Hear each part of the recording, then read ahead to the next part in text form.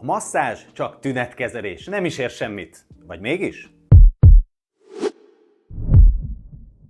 Voltam egy masszázson, de 5-6 nap után ugyanúgy fáj mindenem, nem is segített semmit.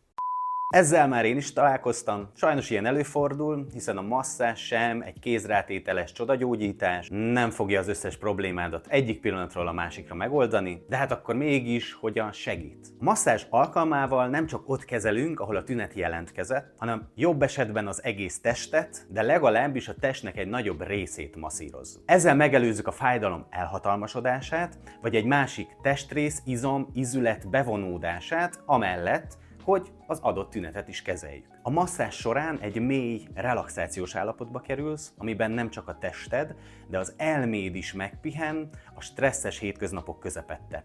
Erre szerintem a mai világban mindannyiunknak szüksége van. Valamint egy felkészült masszőr a kezelés után ötleteket, tippeket ad, mutat tornagyakorlatokat vagy nyújtásokat, amivel meg tudod előzni az adott fájdalom vagy tünet visszatérését. Ezek mind hozzájárulnak ahhoz, hogy jobban legyél, de egyetlen masszázs vagy önmagában a masszázs nem fogja a hónapok vagy évek alatt összegyűlt feszültségeket végérvényesen feloldani a testedben. Mindenképp kezeli ezeket, megelőzi, hogy a fájdalom fokozódjon, segít felismerni az adott állapotnak az okát, és még jól is esik.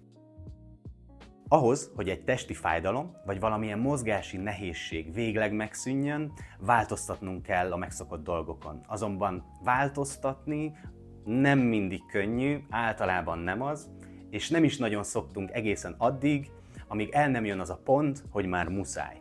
A váltáspont. Ha te ezt nem akarod megvárni, gyere el hozzám egy váltáspont masszázsra, és én segítek neked átlendülni.